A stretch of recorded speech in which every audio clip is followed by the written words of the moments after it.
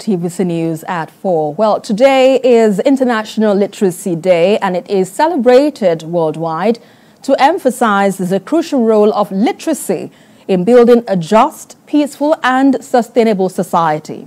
The ILD highlights literacy as a fundamental human right that empowers individuals and supports a broader knowledge, skills and values essential for respect and equality. The theme for this year, promoting multilingual education, literacy for mutual understanding and peace, focuses on the transformative power of literacy in promoting social cohesion and peace.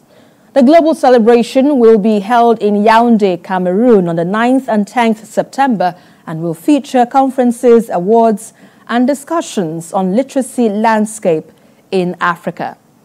Well, joining me now for more perspective on this is the Director, AIFA Reading Society, Rhoda Odigbo. Good to have you on the news at this time. So first off, let's get your thoughts now on the celebration of World Literacy Day. What significance does this pose, especially as it seems highlights on promoting multilingual education? What are your thoughts on this?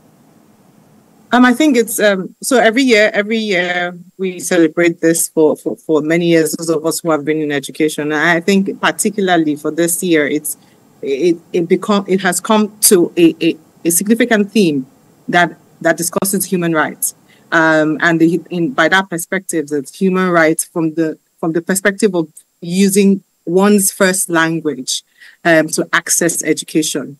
And so any barrier towards access is what this year's theme is really focused on. And it's one that is required to address also the global literacy challenges, one of which is an access issue, especially in multilingual contexts where countries have largely picked one foreign language as their official language. And so this particular year's theme is quite poised to help us to begin to deliver on what the strategies are for eliminating those barriers to education.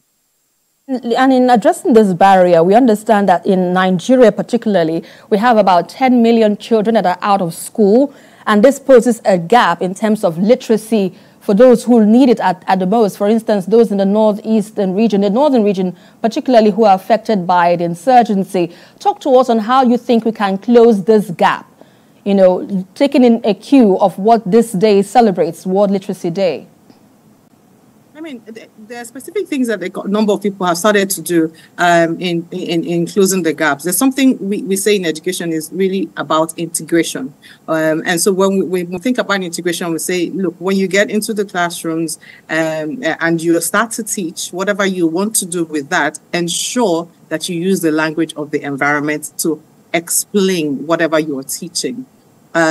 And it's as simple as that. It's really as simple as the educators and the education system enabling those who deliver on education initiatives to open up that access, to ensure that the language that is the immediate language of the environment is used in the classroom.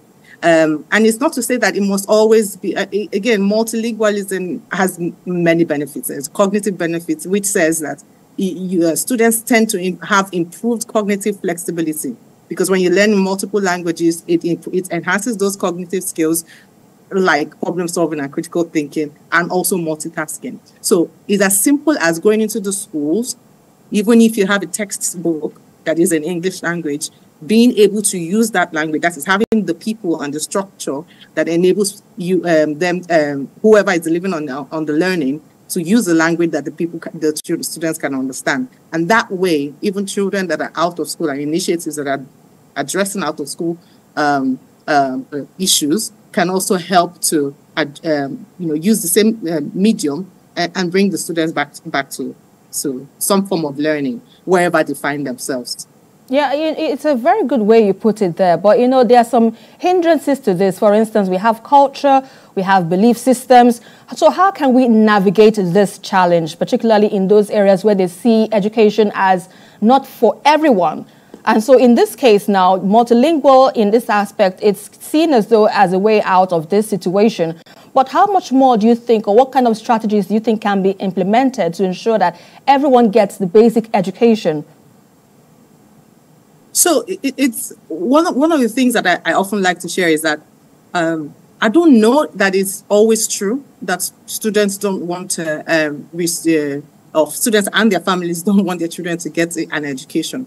I think what needs to happen is, in general, just to present the education offerings in the format that the people can use. So it is not always the case that everyone must be every student in this country must go through the formal 9 to 8 to 2 education system. So there are other forms where, for example, school is far from home.